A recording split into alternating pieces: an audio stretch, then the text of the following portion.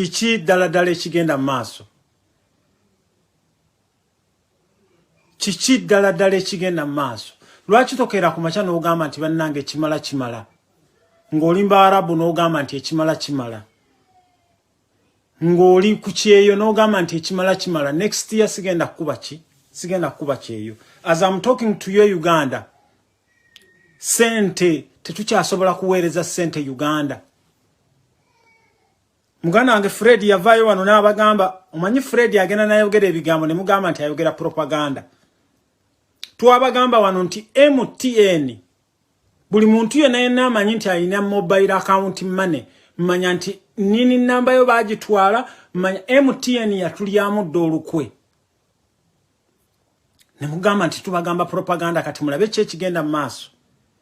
Nabagamba wano Museveni okuva People Power ne National Unity Platform bwe yaggulawo eyo mobile money number, okulaba nga sente zifloating okwo tekibangawo, abantu bawaayo willingly. Museveni n'agamba no, I have to stop this.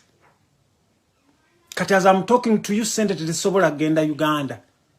Ne bannange n'embeera gye mwagala tubeeremu. Enembeera gye mwagala tubeeremu bannange, buli lunaku ne tuva wano kuba ku Mande ku Sande, bannange bonna basomesezza, mulabe bigenda maaso. Naye muganye bannange, mugira nga mwekuchukirako bwe buti, mwegira kakati nga Katonda bw'atalya ngozi, agenda kubalaga buli kimu kyonna kyonna ekigenda maaso. Agenda kulaga Kojja omugezi oba mutuufu, agenda kulaga Fred Lumbuye, agenda kulaga Nomani, agenda kulaga Patricia, agenda kulaga Bobby Wine, agenda kulaga Latifu kati atandise okulaga obugundi bwe. Nze I was very nasose kubiwulira wa Sebagala waseya mukuziika nga nze ndowooza nti birimba. Latifu njagala kugamba musiraamu munnange, okusooka oswaza abasiraamu, basajja mmwe amazima ga Katonda mu ggulu lwagguliri gye mulina, muswaza obusiraamu. Latifu nkuweereza message, mbadde mmanyi nti n'ebintu byakugira, naye onzizeemu from your fingertips ku namba yo n'oŋŋamba nti yes. Era n'eddoboozi lino lye ŋŋenda okuplayinga wano nkakasa ddoboozi lyo. Naye muswaza nnyo ate mutuswazizza nnyo ffe abasiraamu, ate muswazizza nnyo Honorable Kyagulanyi. Kyova olaba Honorable Kyagulanyi yajja n'abagamba nti mugenda kubalabiranga ku bikolwa byammwe. Mwe Balatifu tebabasibirangako amayumba gammwe, essomero liri ekisaasi libadde likola, mu Parliament obadde ofuna ssente.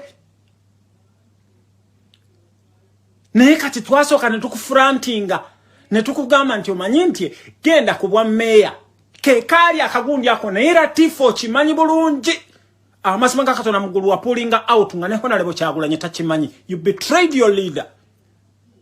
Njagala ontambulize message eno ekutukeko. Latifu oganya okwata essimu yange kubanga bino ebigambo mbadde ngenda bikugamba frankly, oli musiraamu munnange, wabetraying president wo no pulling out olwokuba mmwe mwatuula mu kafubo ne Lukwago. Basajja mmwe you are so greedy. Ekikoosi kyammwe ekyo Latifu, simanya Lukwago, simanya Nsereko, you are so greedy. Ate amazima ga Katonda mu ggulu, there is nothing you are going to achieve. Wano Seya yasimiranga empale wano waggulu, naye amazima ga Katonda mu ggulu kati Seya bamubuuza man rabbuka. Seya yakoze ekyagamba nti yeba n'okumulinza, muba mulinze wiki namba ng'ate okimanyi bulungi nnyo mu busiraamu ekintu kye batugamba twanguyirizeeko, batugamba twanguyirizeeko omwana ng'atuuse okukola ki, okufumbirwa, twanguyirizeeko omuntu ng'agenda okufa, twanguyirizeeko esswala. Ng'olinda baana bo naye nga wallahi n'abaana bo toyina na mwana n'ogu gwasomesa Qur'an akusomera edduwa. Oh ya Allah, abaana bo bonna tobatadde mu dunia. Tambuza video eno. Era gwe omusiraamu mu abasiraamu be Uganda mmwe mugenda ne mwerimba n'obusente, mulina sente mmeka? Mulina sente mmeka? Omusajja yayogera gwe, omusajja yakola apo eno yali ali ku kitanda ng'afa. wallahi nga kansa amutto omusajja n'agamba nti I wish I can buy life. Omusajja wa Apple.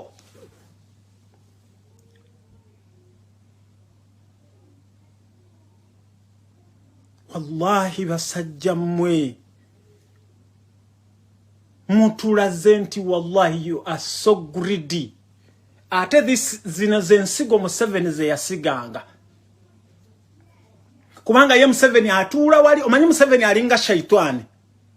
Museveni alinga shaitani amala okukema n'akukema bwakumala okuyingiza ekintu ngadda walinga akugamba nti olaba shaitani agenda nakema n'okwata omwana muwala n'omupokera sente n'omugulira buli kimu ng'oyagala muujja kiwojjolo bw'omala muujja kiwojjolo n'osooka omulaba nabukalu simanya ayina akakejje simanya kiki bw'omala omwambula bw'oti naawe omukyala n'omala okwambula omusajja kale ng'ogamba nti kale laba abadde andaga 6 paaka olwo shaitani akuvuddeko. Bannayuganda, stop being greedy. Enensi temusobola kugimala yo. Stop being greedy. Temulowooza nti obulamu bw'ensi eno bukoma kukumembala member of parliament gwe Latifu. Ebifo bikyali bingi nnyo muga yawe walaze maturity. Wakedde ku makya n'osalawo n'oteeka wali n'osirika muddaawo musuubira nti nno ffe tuli wano ku bufo bwa parliament olw'okuba parliament mwagifuula ekisakiro mwagaana. Latifu mbulirayo kyokoledde akawempe. Mbulirayo kyokoledde abantu b'e Kawempe North. Gwe Latifu oli musiraamu munnange. Wallahi nkugambye nembadde neebuuza ddala ekintu kino kisoboka. Mumuwulire Latifu ng'agamba.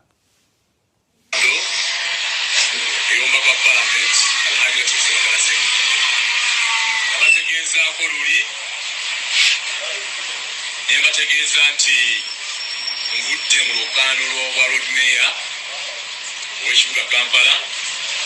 Ntegeeza nti nja kubabuulira siteepu egenda okuddako. Naye oluvannyuma lw'okukola consultations n'okuwuliriza n'okwebuuza ku bataka bangi nnyo n'abantu ab'enjawulo mu Kawempe bonna amagezi ge bampadde era n'okusalawo kwe basazeewo n'ababadde eggulo muteekateeka y'okuziika muganda waffe walabye nti bakadde baffe bangi bonna basazeewo nti Alhaji Latif Ssebaggala Ssengendo nkomewo nate muganye obubaka bwa parliament obubaka Kawempe North Constituency.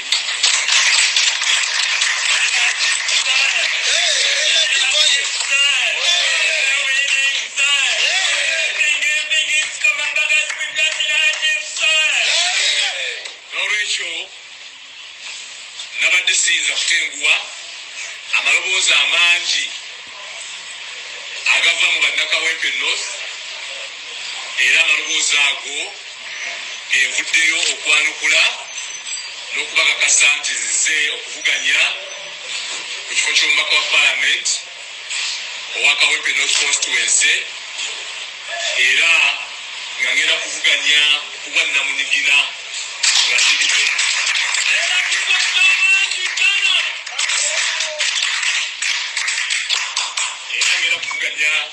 Namunigina nga independent naye ng'ekisinga obukuba ennyo ndi memba mukukuutivu wa NUP era nja kusigala nga mpagi. Kakati musiraamu munnange Latifu naawe abakuwagira njagala ogenda olabe Constitution ya National Unity Platform bwe tufrantinga omuntu somewhere bwe tufrantinga omuntu oba Namboze oba tufrantinze Kawalya oba tufrantinze Uncle Segirinya tetusobola kuwagira ate independent. Kakati mmwe kana akakodyo ke babasomedde Latifu ate Chemical Ali agenda kujja abakube bulungi mmwe yabasobola. Era temusubya Fred Lumbuye ku sawa 2 agenda kujja ka group kamwe twakaguddemu. Ruth Nankabiro yabaliko. Because you are that greedy. Wallahi the only thing chemugenda okubeera nga muwangula ku nsi kuno mugenda kuwangula ko ttaka. Tugenda kubaziika nga tubayiwe ttaka mukamwa. That's the only thing chemugenda okuwangula. Kati mwe babatumye okujja okusplittinga votes. Naye Latifu njagala okukakasa Mr. Update oyo mulaba n'obumpibwe oba n'obubwa kiki Mr. Update agenda kukuba akalulu n'ebyenda bikwetogote.